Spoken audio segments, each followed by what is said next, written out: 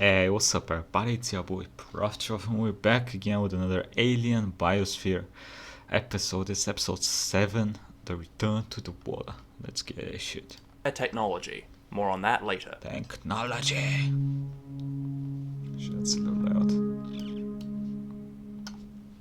Over the past few episodes, we've explored how our alien organisms have colonized and conquered the terrestrial realm.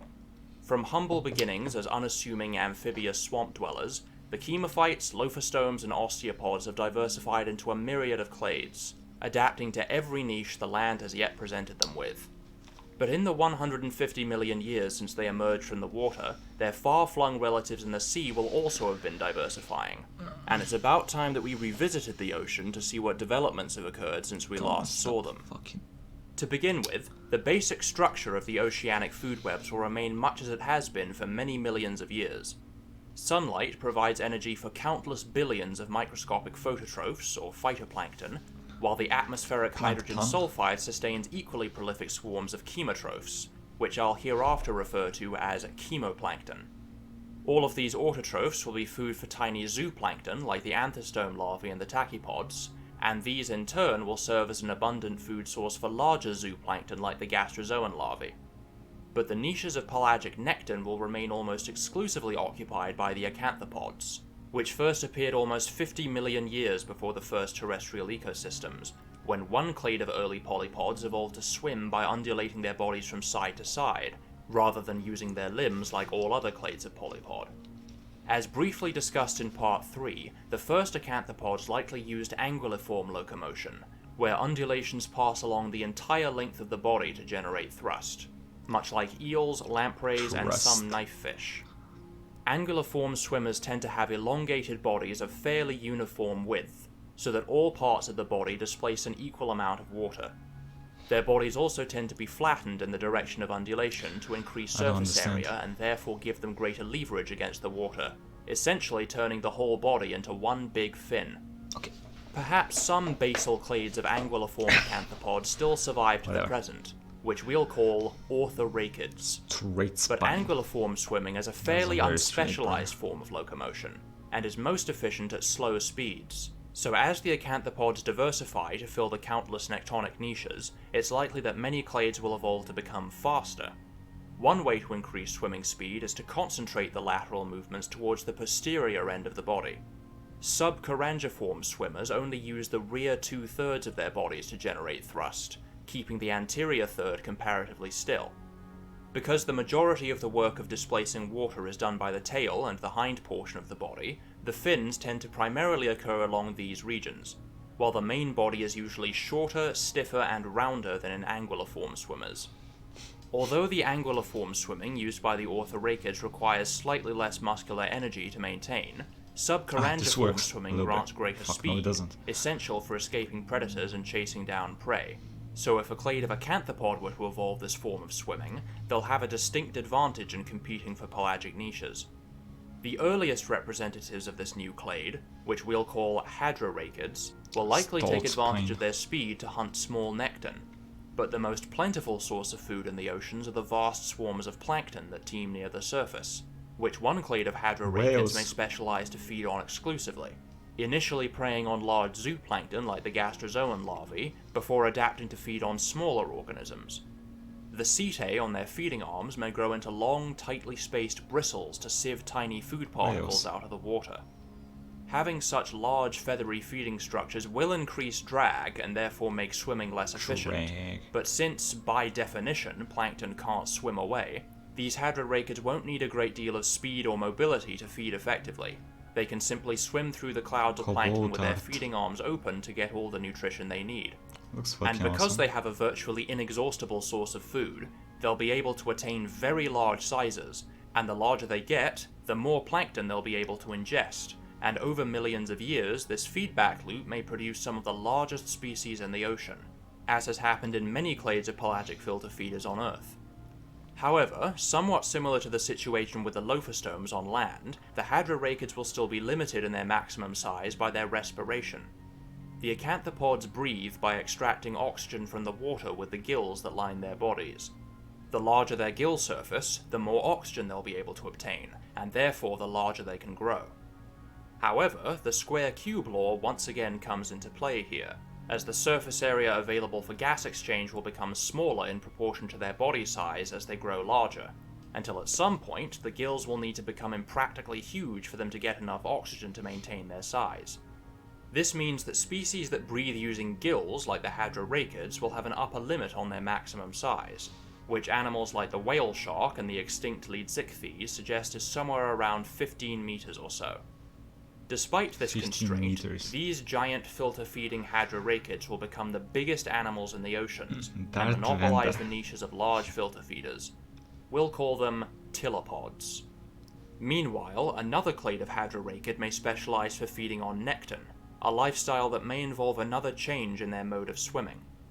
Whereas subchorangiform swimming involves around 2/3 of the animal's body length, in chorangiform swimming, thrust is generated by rapidly oscillating only the posterior third of the body.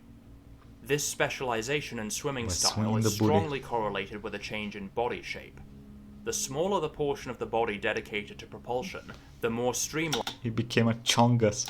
the rest of the body becomes, favoring a Jeez. fusiform or pointed oval-shaped body and a muscular tail bearing a large crescent-shaped or lunate caudal fin. This provides a further increase in speed, but comes at the cost of maneuverability.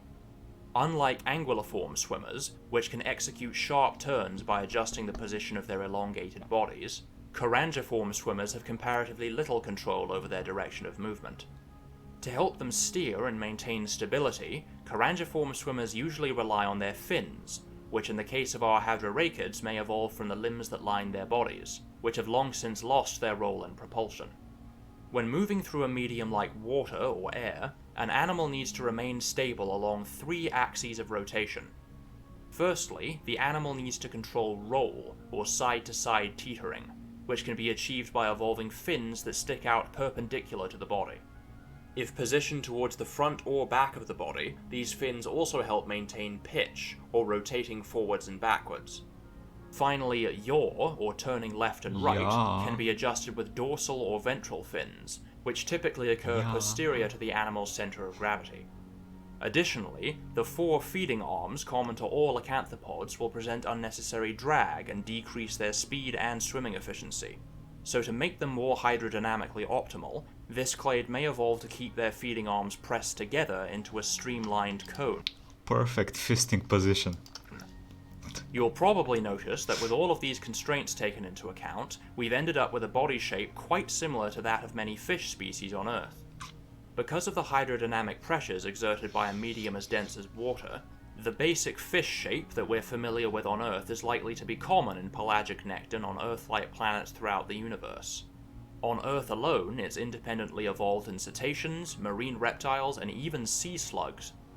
Another adaptation strongly correlated with a pelagic lifestyle is countershading, where the ventral side of the body is more lightly colored than the dorsal side, meaning that when viewed from below, they blend in Okay, with would that actually happen on this planet though? Because I remember when he was making the planet, he had like the atmospheric pull was weaker, I think.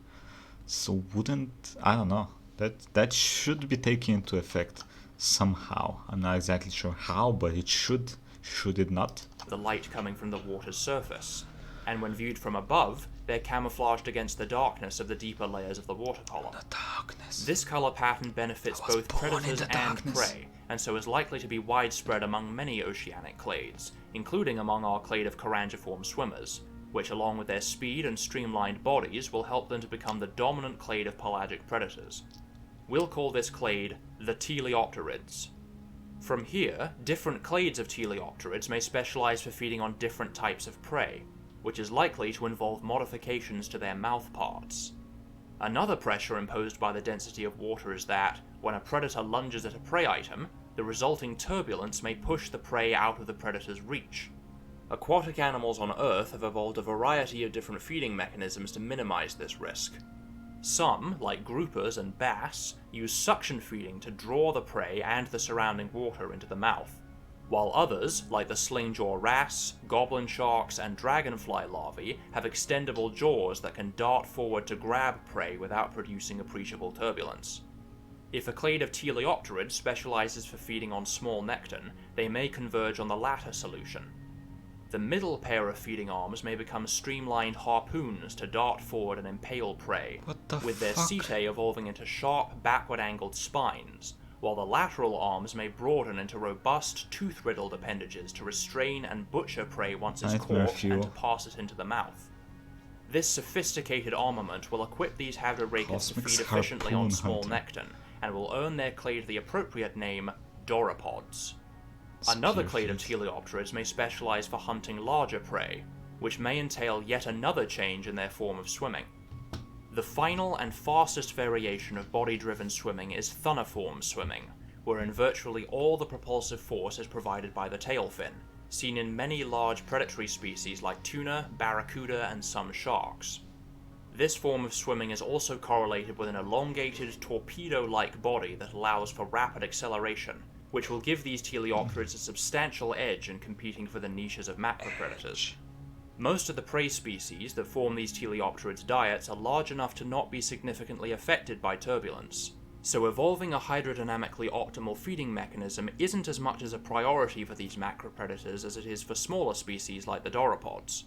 Instead, the setae lining their feeding arms may evolve into rows of serrated teeth to deliver powerful bites and to rip chunks of flesh from their prey. These teleopterids may gain supremacy over the pelagic ecosystem soon after they first appear, and by the time they've established themselves as top predators, they may be large enough to rival the filter-feeding tylopods in size. We'll dub them temnopods. Faced with the competition from all these new clades, the orthorheichids may not fare as well, as their anguilliform design doesn't grant them the necessary speed to compete for the niches of active predators in the open ocean, and so many of the pelagic orthorheichids may be driven to extinction. But some species may still find niches in environments like the shallows along the coasts. In many such places, the marine snow and abundant plankton may cultivate huge reefs of sessile anthostomes, providing a habitat for a unique assemblage of organisms. In some ways, the differences between the reefs and the open ocean is analogous to the differences between the forests and the steppe. In the open sea, where there's virtually no form of cover or shelter, it pays to be optimized for speed, but the complex landscape of the reefs favors specializations for maneuverability. In this regard, the orthorheichids have an advantage, as their anguilliform swimming allows them to change direction more rapidly than other forms of body-driven swimming. Many species may retain... I'm assuming he's gonna make these dudes into eels, where they basically become stealth hunters. Which should be cool. A long, slender body shape to help squeeze through confined spaces among the stands of anthostomes, but other species may further optimize for maneuverability with yet another change to their manner of swimming. All of the methods of swimming we've discussed so far involve the body and the caudal fin in the production of thrust, but an alternative commonly found in many reef-dwelling fish is to instead achieve propulsion by beating the fins back and forth, keeping the body and tail comparatively motionless. This is called median paired fin swimming, and is generally slower than any of the various forms of body-driven swimming, but the chief benefit that it provides is a much more precise control of movement, which is essential when it comes to navigating the complex... Yeah, that fish on the right, the mola mola, looks like it has a fucking mushroom coming out of its ass. That's weird, bro. ...is a much more precise control of movement, which is essential when it comes to navigating the complex terrain of the reefs.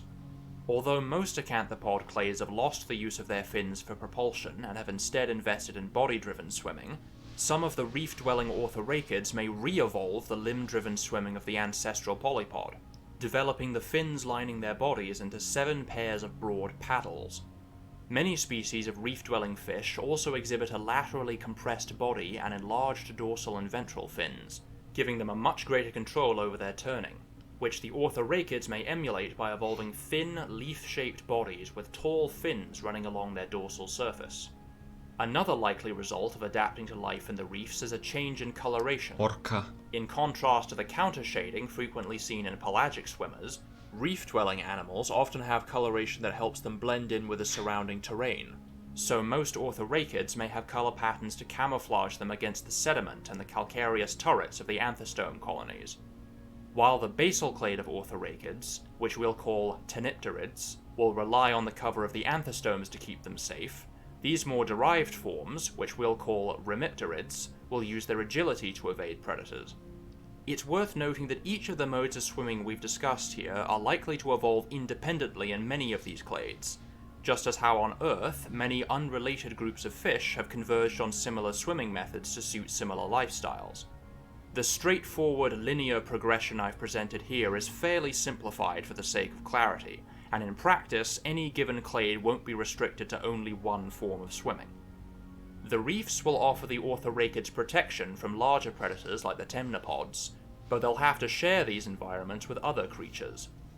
One clade very likely to find a home amongst the reefs are the marine tentaclostomes, relatives of the forms that gave rise to the lophostomes. The Cthulhu monsters. To distinguish them from their terrestrial cousins, I'll refer to the marine forms as lithostracans.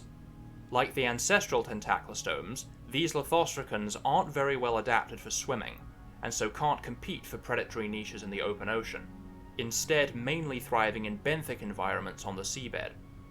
Species in more open habitats may protect themselves from predators by retracting their limbs into their calcareous shell, but in the reefs they may gain more protection from hiding among the stands of sessile anthostomes. In this case, having a large, inflexible shell may become a handicap, as it will prevent them from squeezing through narrow spaces. So much like the malacoforms and the coleostracans on land, some of these reef-dwelling tentaclostomes may lose their shell to give them more flexibility, and to let them access tighter, more secure hiding places. These spaces may also serve as ideal spots for launching ambushes, which they'll rely on for catching prey much faster than themselves. We'll give these shellless creatures the fitting name anostracans. Another likely resident of the reefs will be the marine sarcopods, which, once again, to distinguish from their terrestrial relatives, will give the name coelopods. Much like the lithostracans, these creatures don't have any overt adaptations for swimming, but instead avoid predators by burrowing beneath the sand.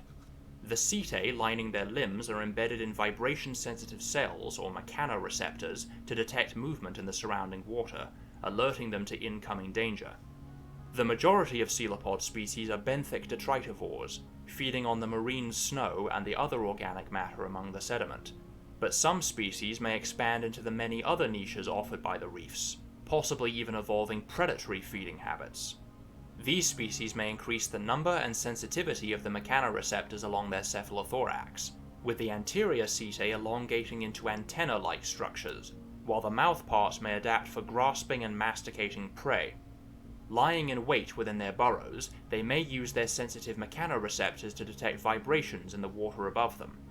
When prey passes overhead, they'll erupt from under the sediment and dispatch it with a tooth-like setae on their oral tentacles. But specializing for the niches of ambush predators may put these coelopods in competition with the anostracans, which may mean that the two clades won't exist in the same ecosystems, or that they'll specialize for hunting different species of prey. We'll call these predatory coelopods trichopods. Many of these marine clades may also have representatives in freshwater habitats. The various lineages of acanthopods are likely to have independently colonized the inland rivers and marshes, and we'll cover their diversity in more detail in future episodes. But some freshwater inhabitants of particular note are the native tentaclostomes. These species, descended from the same amphibious clades as the terrestrial lophostomes, may retain their ancestors' amphibiousness, able to come out onto the land for short periods, but still needing to return to the water to breed and to stave off desiccation. While most marine tentaclostomes are benthic predators, the line that led to the amphibious clades descended from more generalist species that supplemented their diet by feeding on the early chemophytes. This being the case, many of the freshwater and amphibious species that survive to the present day may be omnivorous, or perhaps even herbivorous. They may graze on the low vegetation along riverbeds and mudbanks, using their long eye stalks to look above the waterline. A snail? To distinguish them from their fully Really? terrestrial and marine counterparts, we'll call them mysostomes. Sucking The mud. sarcopods may have some survival. Come on, buddy, you're making this very hard for me not to make sex jokes. Sucking mud, really? Amphibious representatives as well. These forms trace their ancestry to swamp-dwelling scavengers, and so their diets may tend more towards carnivory. Notably, they will have diverged from the osteopods before the evolution of internal skeletons, so they won't have any bones, and thus won't be able to support themselves on land very effectively. Also, because air is about 800 times less dense than water, vibrations don't propagate through it as appreciably, so their mechanoreceptors won't function nearly as well when on land. On top of that, with the proliferation of the osteopods, the amphibious forms may have trouble competing for terrestrial niches, so all of these factors may consign most species to a life spent predominantly in the water. Silver-skinned one. Many may feed on the mysostomes, using their powerful, robust mouthparts to crack open their shells.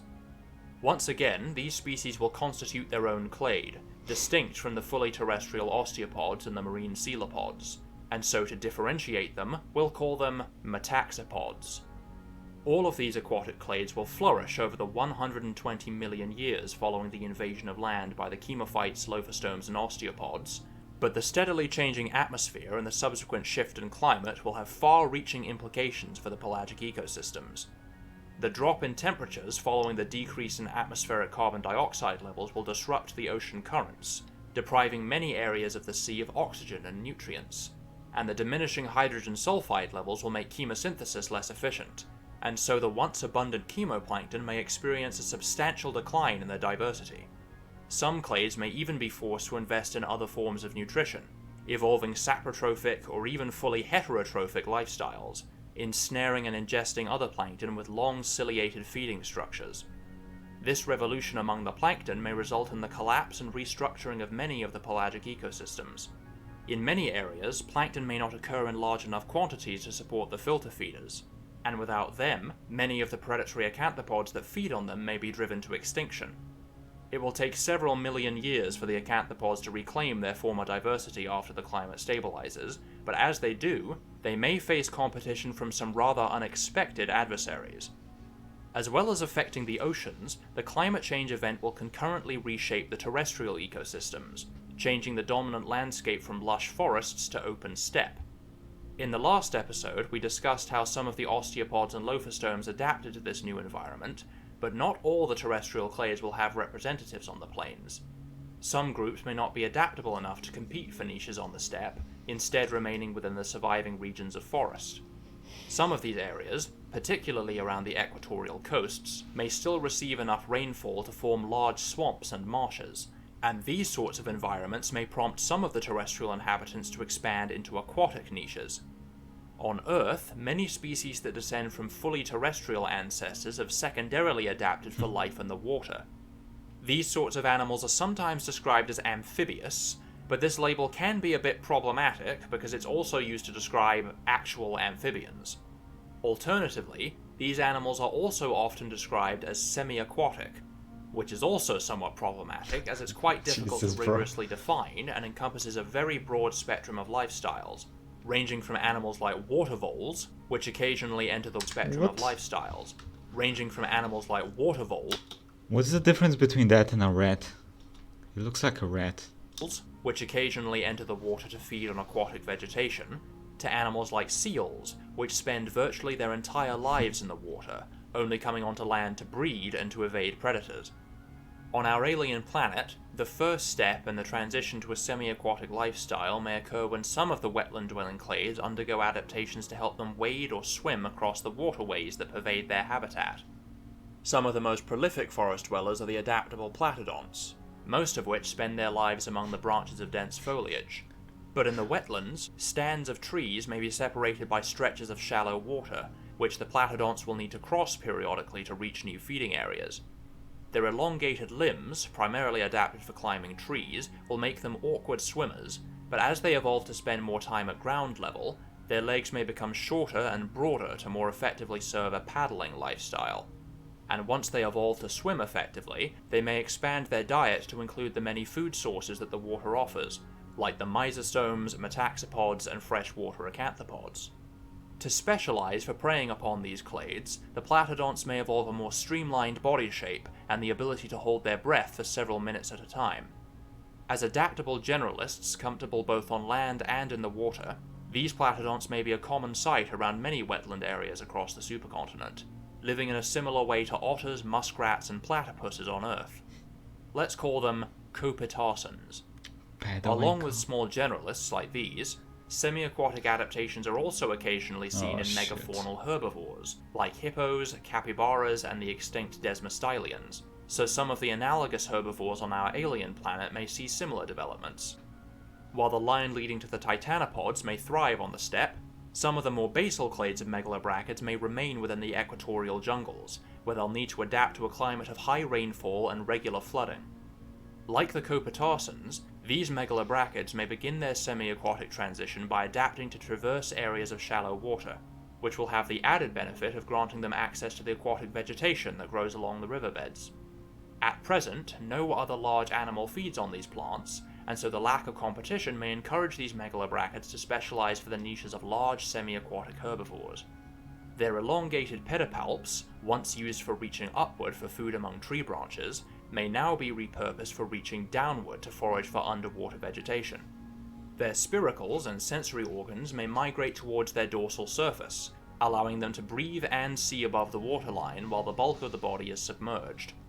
Although not quite as big or specious as their steppe-dwelling cousins, this radiation of megalobrachids, which I'll name prenobrachids, will still constitute some of the largest megafauna within the swamps and marshes.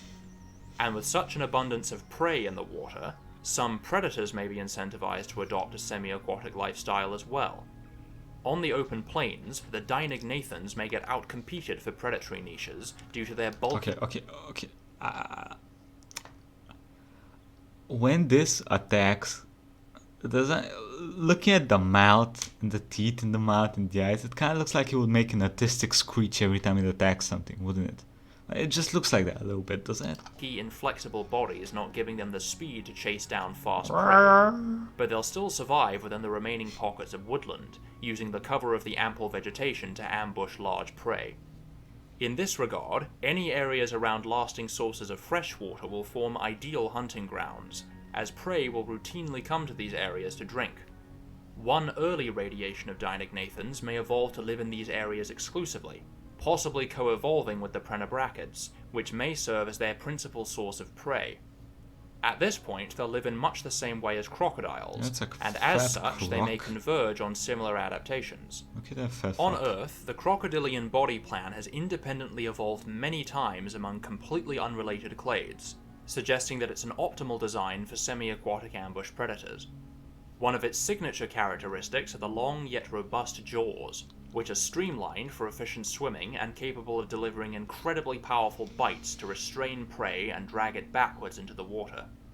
The osteopods have a fairly different jaw structure to vertebrates, but the deinognathans' enormous mandibles are already well suited for seizing large prey, making them somewhat pre-adapted to the niches of semi-aquatic ambush predators.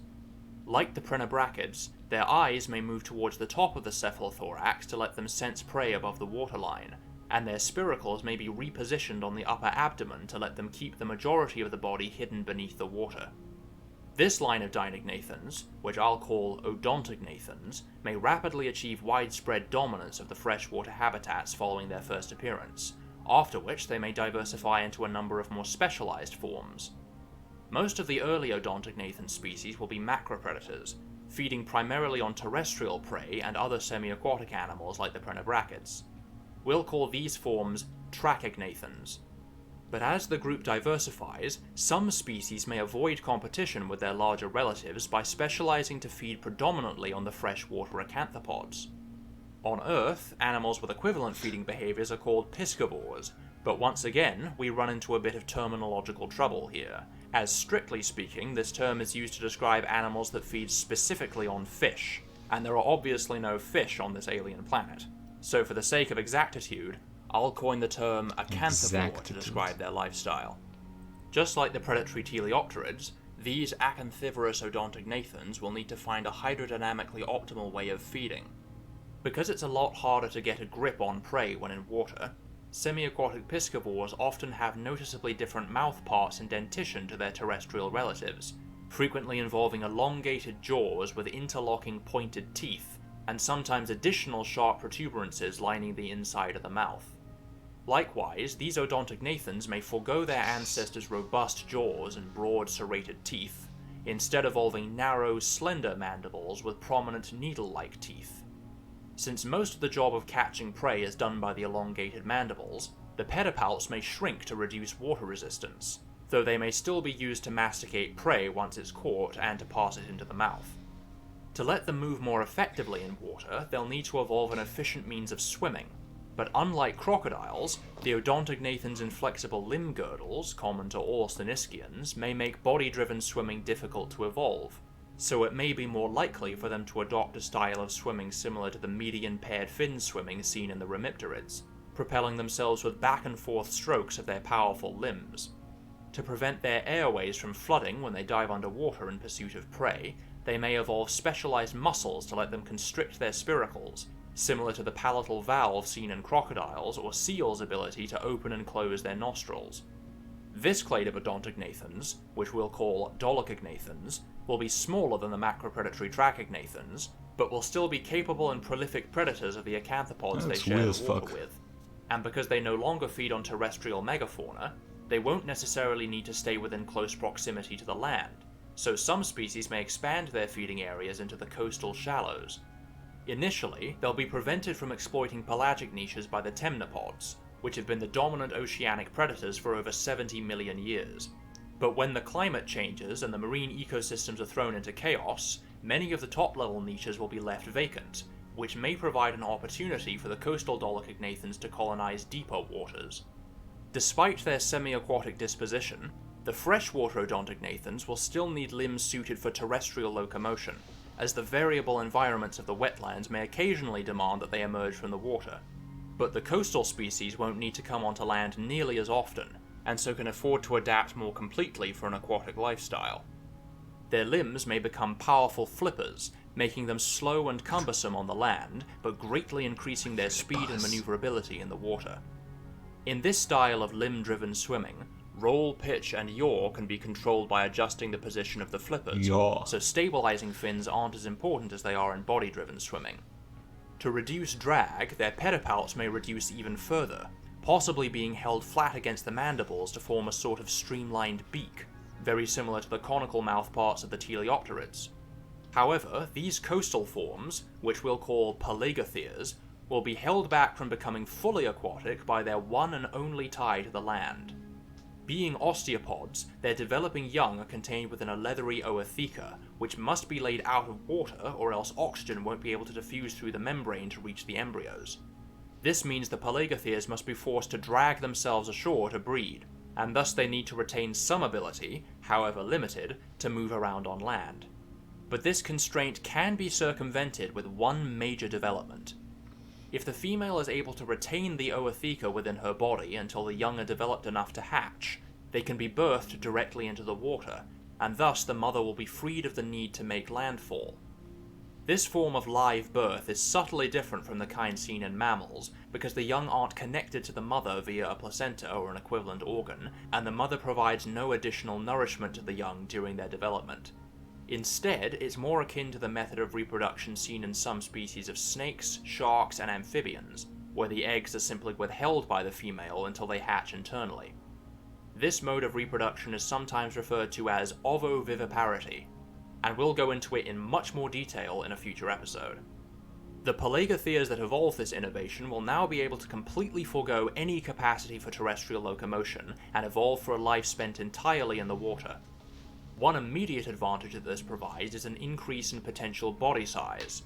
On land, an animal can only get so large before it collapses under its own weight, but in the water, the effects of gravity are counteracted by buoyancy, and therefore aquatic animals can reach much larger sizes than terrestrial ones.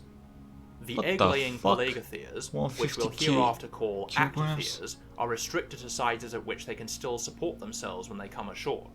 But with the advent of live birth, the fully aquatic Pelagotheres will be able to reach sizes so large that if they ever did find themselves on land, they'd be crushed under the weight of their own bodies. This increase in size will be complemented by their efficient respiration. As already mentioned, the size It looks like it has wings, doesn't it? It will be complemented by their efficient respiration. It's an angel. As already mentioned, the acanthopods have an upper limit on their size imposed by their gill surface and the levels of dissolved oxygen in the water. But the Pelagotheres' mechanism of active air breathing lets them take in much more oxygen than would be possible with the acanthopods' gills, letting them fuel body sizes even greater than the tylopods and temnopods. These pelagotheres, which I'll call thalattotheres, will be Ocean the beasts. first clade to evolve a fully aquatic lifestyle from a terrestrial origin, and are destined to become the new masters of the ocean. From here, the thalattotheres may diverge into two lineages. Some species may evolve to feed on large amounts of small prey, eventually adapting to feed on the clouds of plankton, with their needle-like teeth evolving into a comb-like sieve to strain the water. And with such an abundance of food, they'll become gigantic and whale-like, replacing the tylopods as the top-level filter feeders. These forms may maintain flippers of roughly equal size, which provides a balance of speed and maneuverability, somewhat reminiscent of the bygone plesiosaurs on Earth. Based on this limb configuration, we'll call them isopterygians. A separate Equal clade of flippers. thalattothera may maintain a diet of large nekton, evolving into fast, powerful macropredators. Sea dragon. These species may adapt for speed, generating the majority of thrust by flapping their second pair of flippers like wings. The frontmost flippers may help control and stabilize the enormous cephalothorax, while the hind two pairs of flippers may serve as rudders to aid in steering, making their style of swimming more similar to that of seals, sea turtles, and penguins. To contrast them with their filter-feeding cousins, we'll call them anisopterygians. Faced with these new competitors, many of the larger canthopod species may be ousted from the megafaunal niches they've held for millions of years, but they still maintain the advantage of not needing to return to the surface to breathe, and so can survive at depths that are inaccessible to the thalattotheres. The sheer enormity of the oceans offers such a diversity of habitats, each one varying in temperature, salinity, oxygen, light, and numerous other factors, that it's difficult to speak of it as a single biome.